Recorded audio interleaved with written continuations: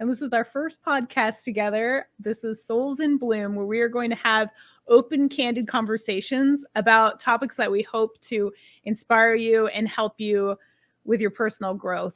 So, Kristen, Laura. have you ever had any situation in your life where you need to start something new and you've put it off because of fear or nerves, or it wasn't the best time so far as you thought? Is you like give us a situation where you've been in that position? Oh yeah. I mean, so many times, pretty much since I started my business, there's always been times where I know I should do things or I need to do things, but maybe I'm not knowledgeable enough or I'm not ready. But like, are we ever really ready? Like, if you want to do something, you have it set in your head, you should just go for it. Like, that's kind of what I did when I started my business. I knew I liked reselling and I was doing it part-time while I was working, and it was working out. And I was like, well, I want to, expand on it. I want to maybe make this my full-time job. So, yes, there was a little bit of preparation involved, but for the most part, I just had to do it. I just had to put my fears aside and just say, you know what, if it doesn't work out, I'll just get another job. Like, there's always like a backup you can do. There's like everything. I always say, like, everything is figure outable. Like, Yeah. there's always a way to figure it out, even if it doesn't work. But wouldn't you want to just try?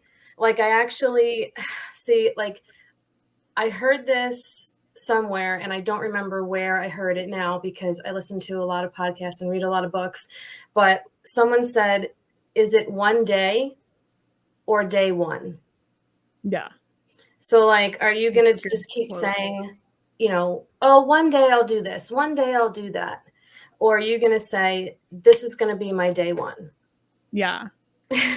So going back, sorry, let me get comfy in my rolly chair. Going back to starting your business, that's like a huge leap of faith to quit because you were working full time. Yes. Yeah. And that was supporting you. Yeah. So like what was it that made you finally be like, all right, I'm going to do it? And how long was it between when you had this whole idea to like transition to this new endeavor versus like how long did it take you to finally be like, all right, I'm done? Putting in the 2 weeks today. It was probably about a year in the making. Oh wow. Yeah, because I worked for a cancer doctor's office, for anyone that doesn't know, and I loved the doctor. Like, he was awesome. He was great with the patients. He was great with us. Like, he just had a heart of gold. He led a lot with, bringing God into it and stuff like that. And it was just, he was just amazing. He is amazing. He's still practicing. But the staff was just a bunch of catty cats. One of those Okay? like a cliquey office kind of situation. Yeah. And like, I was the youngest, but I was the most knowledgeable. Like, I was the one that ended up staying there the longest. Everyone, it's like a revolving door there. Everyone was in and out. And the only two other ladies that were there longer than me were making it very difficult for me. So that's really what made me leave, is them. I was so unhappy. And that's really what was pushing me to prepare myself to leave. And it broke my heart to leave my doctor, and I cried handing him my resignation letter. Yeah. Did he try to get you to stay, just out of curiosity? Huh? Did he try to get you to stay? Oh, or is yeah. Understanding? Of course. But unfortunately, he wasn't in control. Like, we had management that owned the practice. So I did, consult with them, and they basically didn't want to do anything to save anything, help me, keep me, nothing. So that hurt too. Yeah. So I was like, you know what? If I'm not appreciated enough, I need to do what's right for me. So yeah, I cried giving him that letter. He asked to please stay. He still actually messages me on LinkedIn every once in a while. I've been gone from there like what, 4 years or so now. So Yeah, 2020. Yep. yeah, Mhm. so it's great to know that he's still thinking about me. Yeah, But that's sweet. I had to do it. Like sometimes there just comes a point, in your life too, where that's when you have to start something new or different. Like a lot of people are scared of change, but wouldn't you be scared to stay in the same situation and Yeah, be unhappy? I mean, yeah. granted, it depends on the situation, of course, but Right. Not um, all changes are necessarily leaving something bad to go to something good. It could be yeah, one good thing to another good thing for sure. But right. yeah, you're definitely see your point though. Yeah. So, yeah, I was scared. And my husband at first was like, "Are you freaking crazy? Like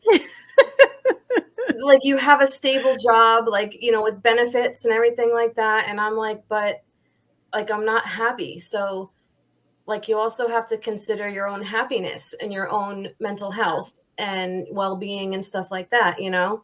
Yeah. Um, so yeah, I did about a year of prepping, saving, but then like COVID hit and that really just threw a wrench in everything. And I was like, you know what? A lot of things were changing, obviously. So I was like, you know what? If I'm going to do it, it's going to be now. And Yeah. everyone was like stuck at home. So I'm like, this is actually perfect because I can start YouTube and like everyone's home watching YouTube. So this could be a really good like head start for me and stuff. Yeah. Um, so there was a lot of pushes for sure, Yeah, but sometimes you need that, for and sure. Yeah, sometimes it won't everyone's got to start. happen. It Yeah, won't happen any other way. right. Do you wish that you had started earlier? Oh yeah, for sure. So tell us about that too, because that's really the topic is like to get started now. Don't do what Kristen did and what I've done, which is wait for that push. Right. Be your Um, own push. I mean, e- everyone's going to be scared. Everyone's going to be nervous to make that jump of whatever it is. But like I said before, what's you're hurting yourself more, I think, by staying where you are. So if Yeah. I could have, I think what kept me at my job was the love of like I had for the doctor. I appreciated him. I admired him. I didn't want to let him down, and I was kind of like carrying that office. I was like the unofficial manager that acted Mm. like one, did all the work like one, but didn't get paid like one. That was my first job. I was like that was my first job. Not to, not to change subjects As a towards that, manager. but yeah, and I was only 15, 16 at the time. I worked at Wow. Domino's and like everybody who worked there was just slacker. And I had like really strong work ethic. I still do have Yep. very strong work ethic. Me too. Yep. Yeah. And so like I was doing all these things. I would clean when everybody else is just sitting around and blah, blah, blah. And so eventually they had me closing the store, which in retrospect is like extremely dangerous. I was there until Right. 1 a.m. closing and doing finances and like inventory and all that at like Wow. 15, 16. Not cool. That store got broken into. Like not when I was working there, but one of the nights when I was off, someone broke into it like not too long after the last person left the shop. It's like, I believe it. But look at like it, you have to think about how that built you, like how you grew from that, may not yeah. have been a fun thing then. Yeah. Well, I had some fun there. I'm not gonna lie. I mean, I was a teenager working with other teenagers, and one of them was my best friend at the time. So like, we had good Oh, times there you there go. too. Yeah, it was fun. It was Nice. lots of fun. Like I look back at those days fondly, but Hmm. anyway.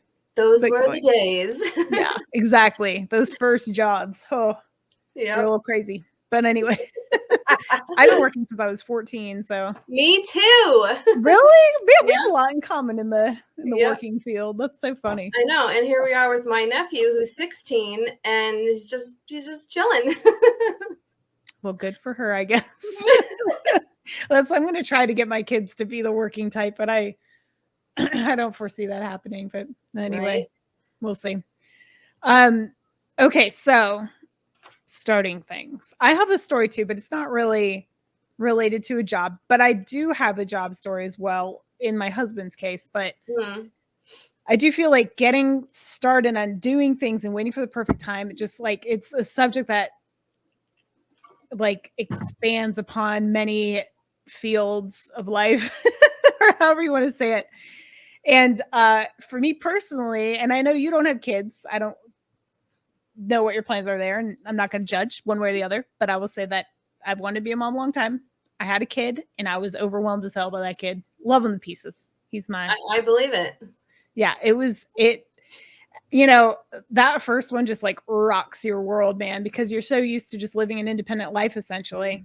And Yep. now you have a human being to take care of, and he's Yep. the boss, whether you like it or not, you're at his beck and call. Yep. And so for a while, I was like, I'm good with one. Like that was overwhelming enough. I was good. And I was not super young, but young for today's age. I guess I was 25 when I had my first kid. Yeah.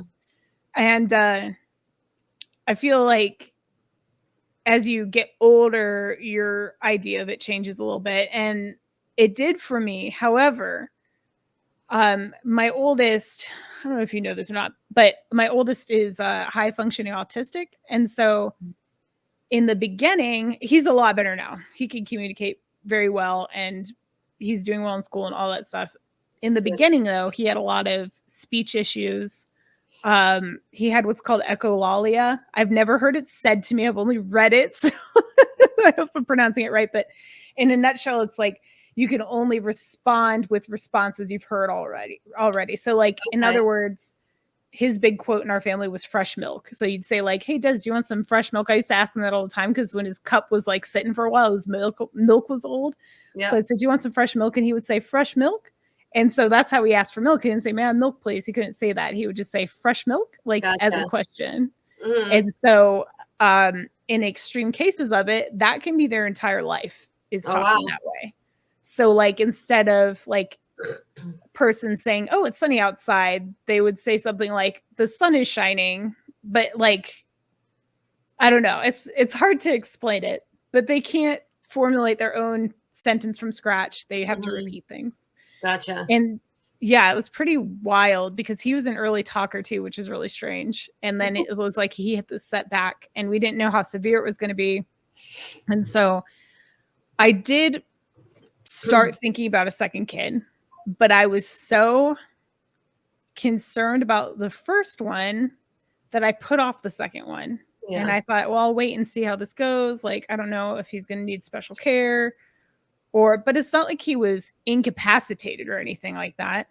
I just got so concerned about him and then concerned about maybe having another kid with special needs or something like that. Yeah. That I just let the fear take over and I just put off having another kid. And then as he got older and he started developing his language more and getting better, it was like, okay, he's doing better. And then one day I babysat a friend's kid and I babysat the two kids together. And I was like, oh man, watching them play together, I was like, oh my gosh, I was just like slammed with these emotions of wanting another kid, wanting a sibling for my first. Yep.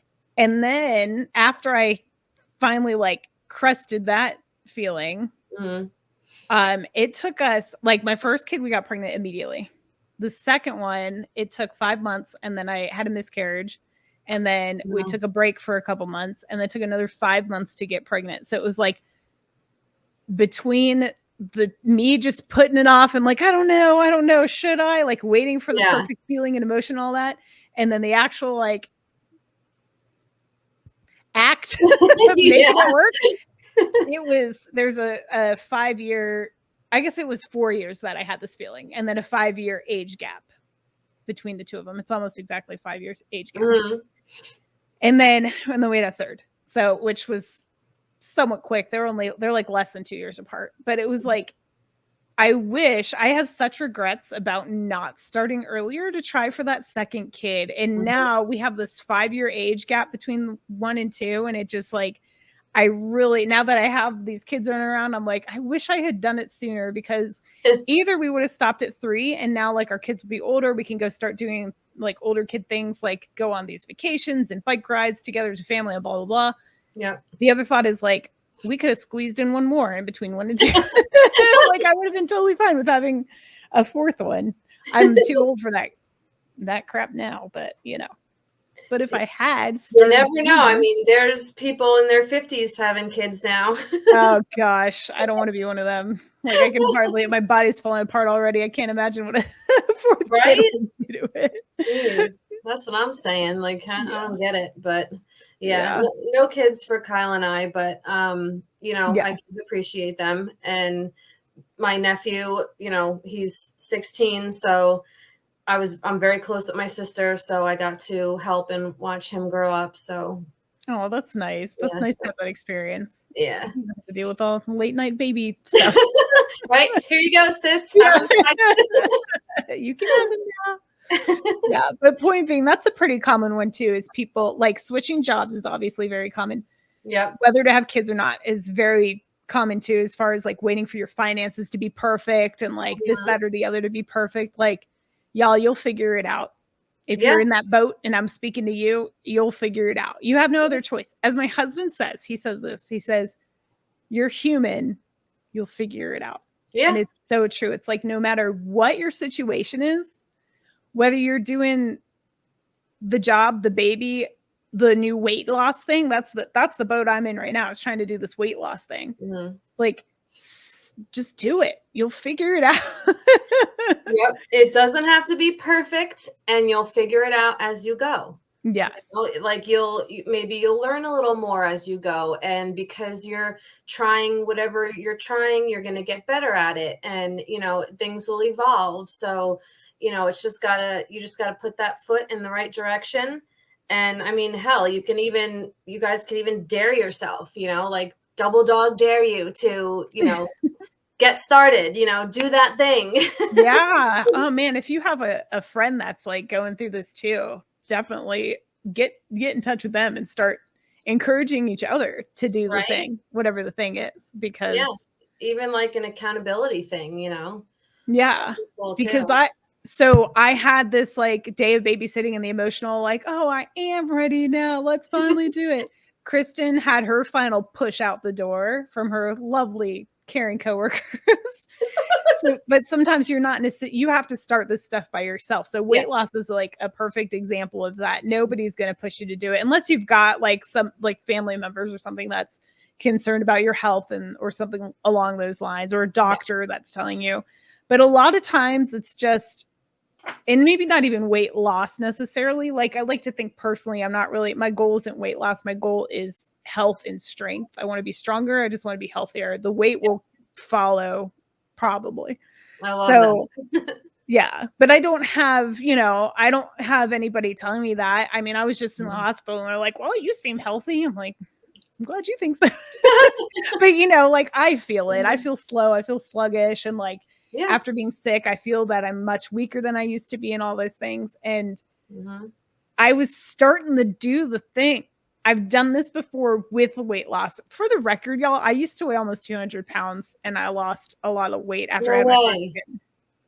Wow, I didn't And even so know that. yeah, yep. And so and that was before having a baby. And I lost a ton of weight. So I had kept like a comfortable weight after having kids and everything, after ballooning with kids and losing weight and Yep. back and forth. Nice. I'm like at a comfortable mark, but I could do better. And so I didn't have anybody pushing me to do it. So like you're going to have to do this on your own sometimes. I'm sorry to Mhm. say, but Yep. that's the thing. And that's why me and Kristen are here. And hopefully we're your inspiration. And Yeah. hopefully this conversation you're listening to right now is your little Is push. that push, yeah. Is And that push. and ask yourself, is it one day or is it day one? Make it that day one. That's You know, right. and you just need that little bit of push. Feel it in your gut. Bet on yourself. That's a You know. I have more to say. That almost seems like a a good way to end this podcast. Oh, we can. We'll come I back didn't to mean that. for that to be the end. It sounded like it though. We're It not was like done. a little. It was like a little pep talk. Yeah, I like it. Get your butt in gear. That's right. Okay, I wanted to talk about this experiment I read about. Okay. So there's a book in my Amazon cart. I'm pointing to my computer that you guys can't see right now. It's called Art and Fear. I have not bought it, but I really want to buy it. It's just it's inspirational words for artists in a nutshell. Okay. A book by David Bales. And in this book, and I didn't know where it was referenced from. I'd heard this before, but now I know it's in this book. He has this story of, and I do believe this is a true story, of a pottery class. Okay. So in this pottery class, there is a professor of the pottery class, and he splits the class into two for a semester. Mm-hmm. And he says, okay, group A, my lovely potters over here, you're going to be graded this semester by how much work you put out. And group B over here, you guys are to research all you can about pottery and skills and like techniques and all those things. And at the end of the semester, you make one pot. So these guys over here are just going to slap some pots together. They're going to be graded by weight. I do believe they were graded by weight. Whatever they're turning in, they were getting points for how much the pottery was weighing. I don't know, some sort of scale based on that. And then you have the one pot that best be perfect at the end of the semester. Semester goes by. At the end of it all, who do you think had the best pottery to show? B. It wasn't group B. It was freaking group A. The ones that were just slapping stuff out to move things out to get grades ended up by the end of the class making the best pottery. And group B, they couldn't do it. They had spent this entire semester studying all of it, trying to perfect it, and in the end had an inferior product. There you go. Yep. It's so, like at first it doesn't make sense, but then if you really think about it, because the group A is, trying and doing. Exactly. So by the end, it's perfected. Exactly. So they're learning. Yep. Yeah. They're learning all the techniques along the way by getting in there and doing it and having complete disregard for their failure. Because it didn't matter if their pottery looked like crap. What mattered was that they're turning work in. So as they were going, it was like, it's just like in real. And actually, I made a bullet point on this. My bullet point is plan for failure because it's going to happen. Yeah. You probably are going to have failure along the way. It may not be catastrophic failure, hopefully not, but little failures here and there, like for certain, are going to happen. I'm sure the people making pottery probably at first, maybe if you whip something out too fast, you put an air bubble in it and it explodes in the kiln and you can't turn that piece in anymore to get graded. You know what I mean? And it's so true. Like Kristen and I are both content creators, right? I didn't show up like this on my first film. My God, my first YouTube videos are embarrassing. Mine too. I should probably go back and delete those now that you mentioned that. No, don't do it. They're so fun to go back and cringe at a little bit. But then you can be like, well, look how far I've come, And I had another channel before this, and like my first video was like scripted and it's so cringy. But point being, we don't get here with the audience, hopefully, that is here watching, and the persona on camera. How comfortable were you on camera when you first started?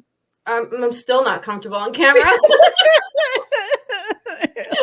That's like another thing, about starting before you're ready and stuff is, when I'm about to press that record or hit that go live, am I really ready? No, like no. I'm still nervous. Like even before we did this, like, I tell people like my armpits are wet, like I'm freaking out a little bit. Like it may not seem that way, but on the inside, like but you know what? You just do it. You just push yourself, and back to that, the pottery thing, wasn't it Thomas Edison, invented the light bulb? I think I read back years ago that it took him over 1,000 tries to get that, the light bulb to light up and electricity and stuff before he finally did it. Wow. Over 1,000 tries. Yeah. Yet he still kept going. So, I mean, that's it. You got to have the tenacity and the, I don't know, to just keep on going. Oh, my thing fell off my seat. I mean, even starting like, how it's not perfect at first. Back to what we were talking about, the YouTube videos. I think my first one selling jewelry, I just wanted to get it up. So I had my phone. I didn't even have a stand, a tripod, an arm, for nothing. I literally was in my apartment in the living room with my phone hanging off the edge of my end table in my living room, zoomed down. So, and I was showing the jewelry on the floor. Man. Okay. Yeah.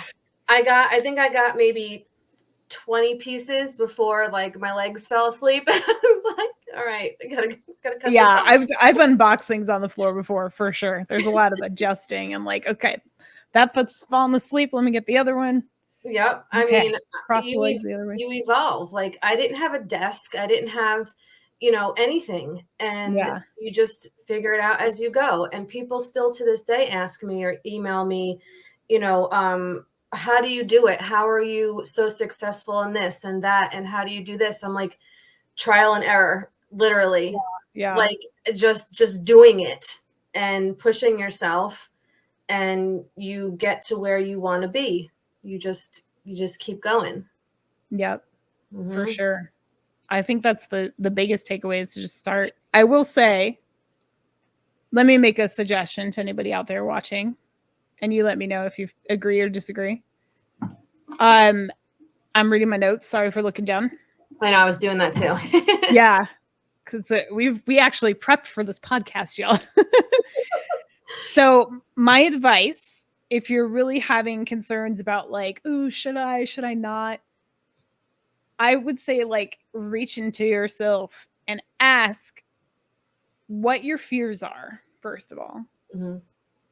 And what is stopping you, and make like try as best as you can to make them realistic, because I will tell you right now, y'all, I have severe anxiety issues. So when I go like worst case scenario is catastrophe, like, but it's not, I know in my heart it's not realistic. So like, yeah, okay, you could start exercising and like twist your ankle and then you can't drive your car anymore, and like that's gonna like that's not very likely. Okay, so let's think about realistic things that might happen, and then set yourself up with that backup plan in case the worst case scenario happens. Like let's say you quit your job. Okay, can you go back to that job if you need to? Do you have something else lined up just in case like it doesn't work out? Like think of those. That's what I would suggest, is like kind of have a backup plan for your worst case scenario, because once you have that sorted and figured out, like that tames that fear. It calms it down a little bit, and then you can focus on the positive and focus on jumping into the new thing, because now you're like, okay, so now we've shut that part up. The part of my brain that's like, but what if, like, shh. Well, that's something I did when I was preparing to leave my job. I saved. I had a little savings, and plus I got some money that I forget what it was called, but it was kind of like a retirement plan where you put money in and the owner matched it. Is that a 401k? I forget the exact word, but it's like that. I was able to cash that out. So between my savings and that money, I had some cushion that I could still pay my bills while I was building my YouTube channel. So, that's like what you're saying, like have a little bit of a backup plan so your fears aren't so ginormous. Right. So I was still able to pay my bills while, little bit of, the sales, jewelry sales and stuff were coming in. And that was, it eased a little bit of my anxieties. But initially I was like, you know what, if it doesn't work, just go get another job, Yeah, for sure. And that, like, yeah, that's your worst case scenario. Okay, you have to find a new job. Mm-hmm. How is that really that big of a deal?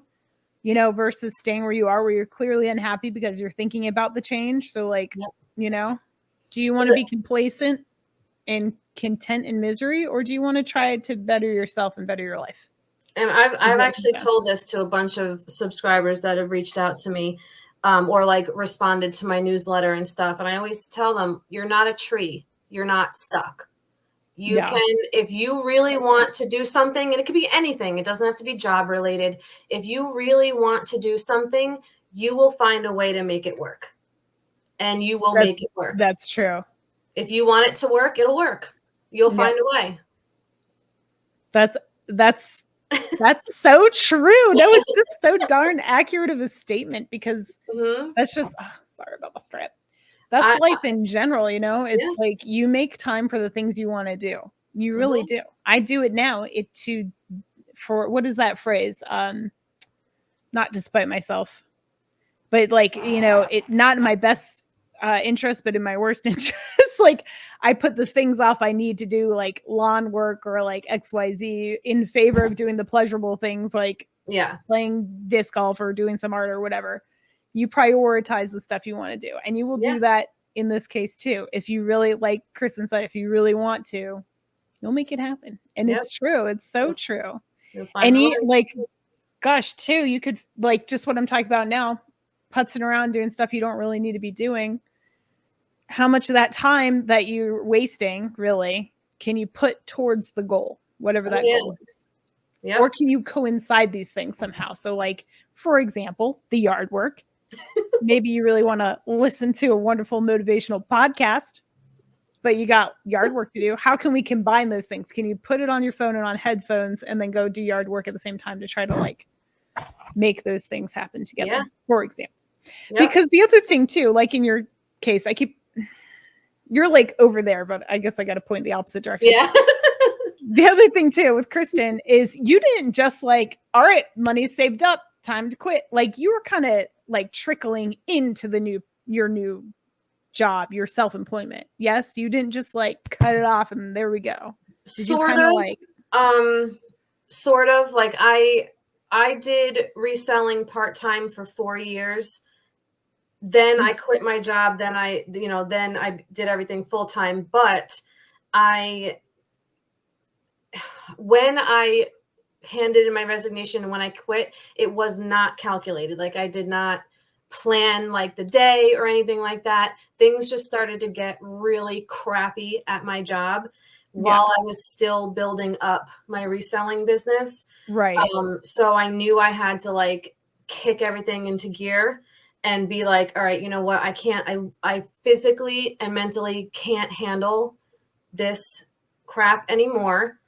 And it's ruining my relationship with my husband, because I come home and all I do is complain, cry, hate everything. And I'm in a bad mood for the rest of the night.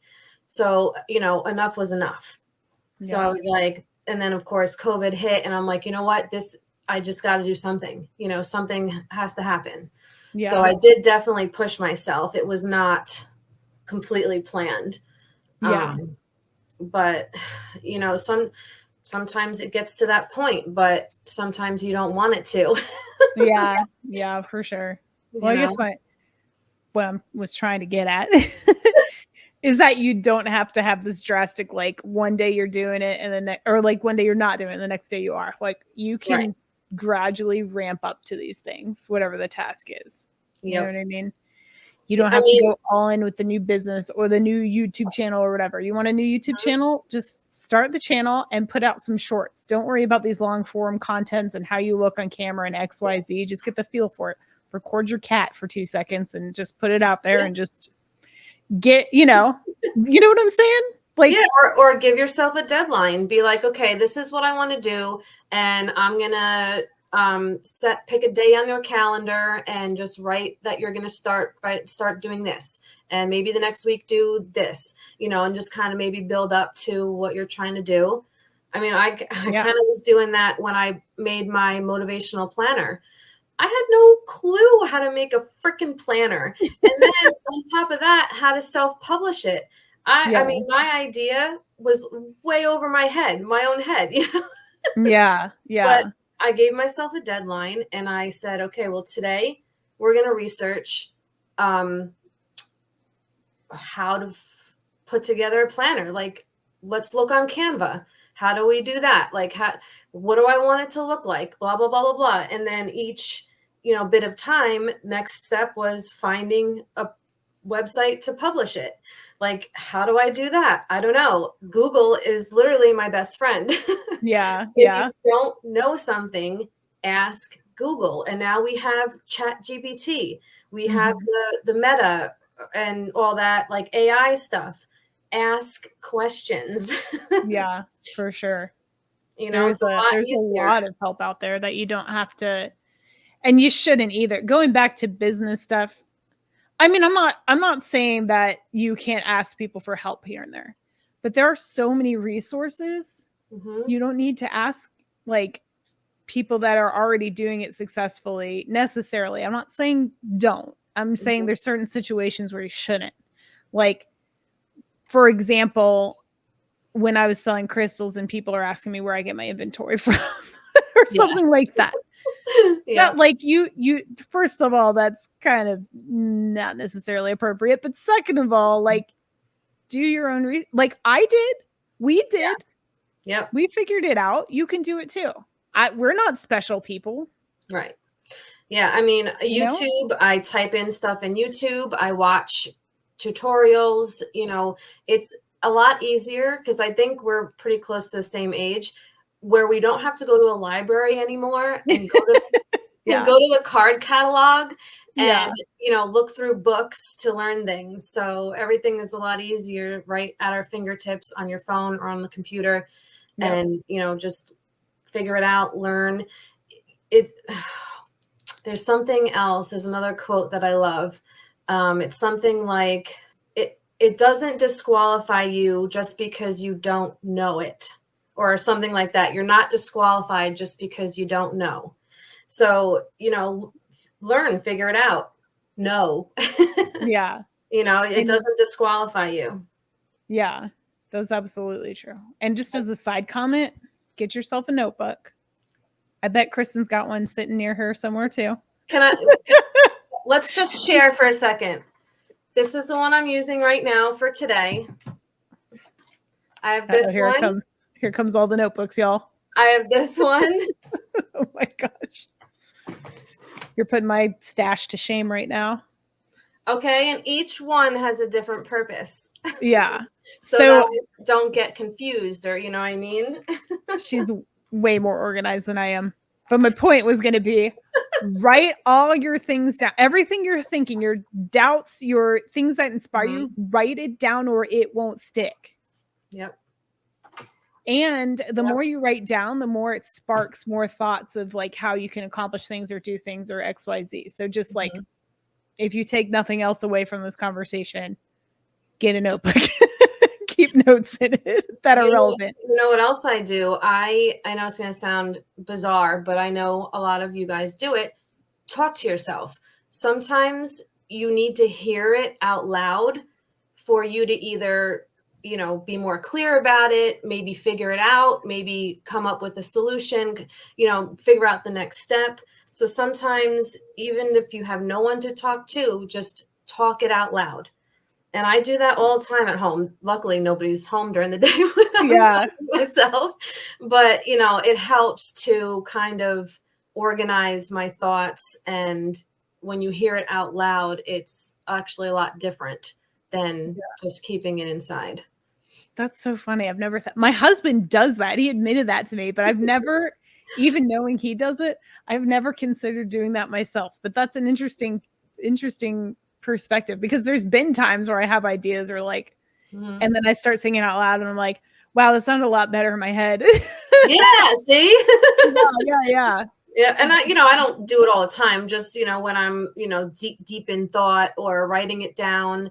When you say it out loud, it has like a different effect, and it Yeah. can help you figure it out a little bit better. Yeah. Interesting. There's another tip for you. Yeah. All right, let me make sure I hit all my bullet points. I'm actually just checking mine as well. Yeah. Oh, okay. This was my other thing. Anticipate it being hard and be Oh, yeah. okay with that. Yes. That's a Yes. huge point. It's probably going to be hard. If it was going to be easy, it would have started it already, right? Exactly. Yeah. So get comfortable with being uncomfortable. That's one of my favorite personal quotes that I Yes. made up. Yes. No, Get I love comfortable it. being uncomfortable, because let me tell you, that's the only way you're going to move forward is Mhm. is being uncomfortable and failing. But the thing with failure is you're not really failing if you learn something from it. Mhm. If you quit, yes, you failed. If you take something from that learning experience, then like it's not really failing anyway. So, Yep, you learned something, you gained experience, now you'll know better for next time. yep, Yep. that's exactly right. And Yeah, yeah, like because if it was good. what's that? Go ahead. No, go. Because if it was easy, we'd all be doing it, right? You Yeah, know, absolutely. when I had no idea how to bring my planner to that online publishing company and figure out all their lingo with like the margins and the measurements and everything all there. I had no idea, but you just take it step by step. I was Googling things. I was Yeah, asking, I emailed them, you just gotta, you can't be too scared. You can be a little yeah, scared. for sure. And it kind of goes back to the easing into things versus jumping all in. You just take it a little chunk at a time Yep. and you'll knock it. Like the quote says, how do you eat an elephant? One bite at a time. Sure. Hmm. I just going back on failing at things. My first business, our first like business, self-run business was an egg business. We had 80 ducks at one point and we Wow. sold sorry about the strap, y'all, so inappropriate. We sold duck eggs to like high-end restaurants in the city and then also locally, and then we ate some too, of course. And that was our business. We had like one restaurant that ordered like 12 dozen eggs a week. We Wow. were in the gourmet food industry. And then we had rain for an entire month. Oh And my the gosh. ducks all thought that it was molting season. So if you guys don't know anything about birds, chickens and ducks both have a molting season where they like shed their old feathers and then they have to grow them back. And when they're doing that, they stop laying eggs. Hmm. So they all went into a premature molt because they usually do it like in the when the seasons change. Hmm. They thought it was time. It was not time. And Oh so no. suddenly we were going from like 20 dozen or more eggs a week to about like one or two if we were lucky. Wow. It was rough. And like the whole in the end, I think we had that business for 2 years, I want to say. 2 or 3 years. And in the end, I think we may have broken even when all was said and done. Mhm. But the experience was invaluable. We learned how to run a business. I learned how to make connections with like new restaurants and things like that. I had to go and kind of be an advocate for what we were selling and promote our stuff. And I had to learn about how to sell things because like when you're selling, like I'm not a salesperson, y'all. I'm really Me not. neither. No. Me Yeah, neither. I can't unless I truly believe in the product.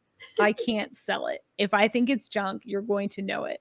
So Mhm. like I truly believe that duck eggs are can be a superior egg because there's like all these nutritional benefits, blah blah, things that I'm not going to go into, but those are the type of things I had to like present to new clientele and like, stuff like that. And like talking to people, and we did start a farming channel to coincide with the business so that people could like check in on our channel and like see how we were raising our ducks. We wanted to be super transparent. That's always been important to me. Yep. And so in the end we sold off the majority of our flock and now we just have a handful for ourselves, like for eggs for ourselves.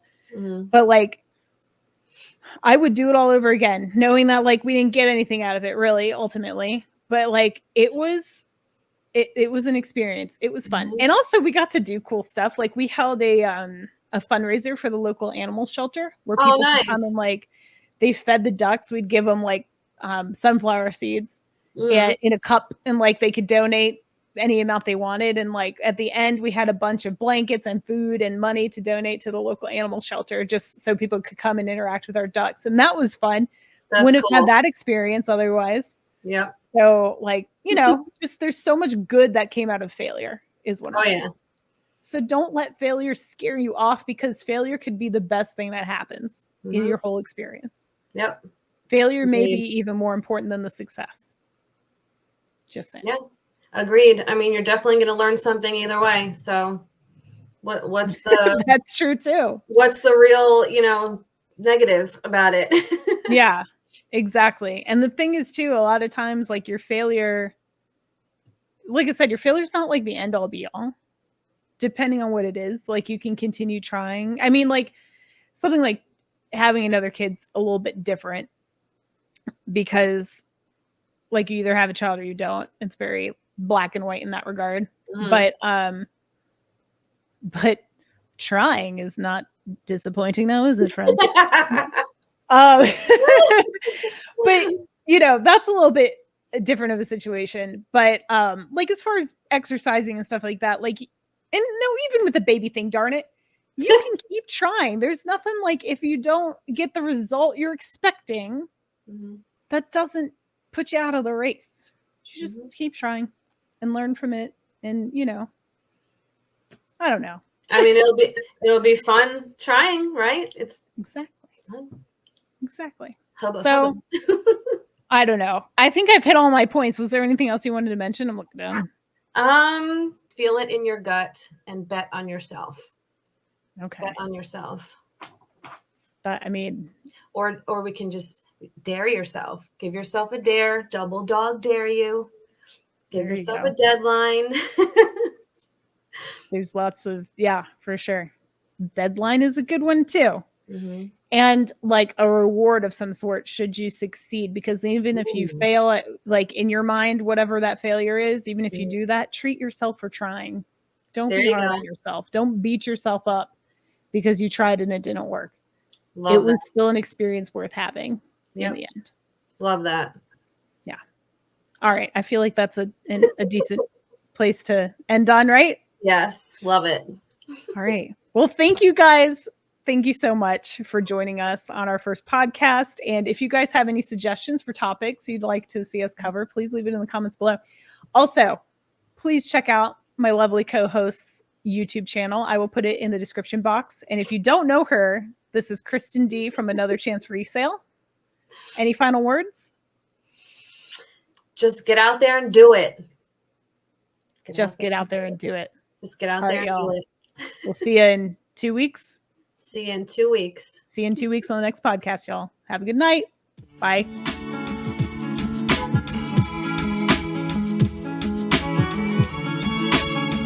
Is it one day or is it day one? Make it that day one.